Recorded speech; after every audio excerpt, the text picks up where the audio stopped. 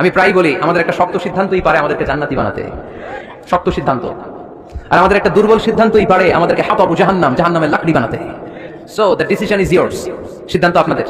আপনি কোন পথে যাবেন, ডানে না বায়ে? ডানে গেলে জান্নাত, বায়ে গেলে জাহান্নাম। তো কোন দিকে যাবেন? কোন দিকে? ডানে যাবো, কারণ আমরা ডানপন্থী, ডান ব্লকের লোক। সব নবীরা ডানপন্থী ছিল। সব নবীরা কি পন্থী ছিলেন? আমরাও ডানপন্থী। ডানপন্থী থেকেই যেন আমরা আমাদের শেষ নিঃশ্বাস ত্যাগ করতে পারি। আল্লাহ তুমি তৌফিক দাও। আজকের আলোচনার বিষয় হালাল এবং হারাম। আলোচনার বিষয় হালাল এবং হারাম। দুই রাস্তা, হালাল চলে গেছে এইদিকে, হারাম গেছে এইদিকে। তো আমরা যাবো কোন দিকে? ডান দিকে। হালাল খুব বরকতময়, হালালে বরকত বেশি, হারামে বরকত নাই। বিশ্বাস করেন? 1 কোটি টাকা ইনকাম মাসে। কয় কোটি? এরকম লোক আছে না কসবাই? বাংলাদেশে আছে। বছরে কোটি কোটি টাকা তার ইনকাম, এক মাসে ইনকাম 1 কোটি টাকা, কিন্তু দেখা যায় মাসে একটা হসপিটাল বিল পরিশোধ করতে তার চলে যায় 50 লাখ টাকা। আছে না নাই? ওয়াইফের ক্যান্সার, যার নেই কোনো অ্যান্সার। ছেলে ইয়াবা খায়, ওরে দেয়া লাগে 20 লাখ।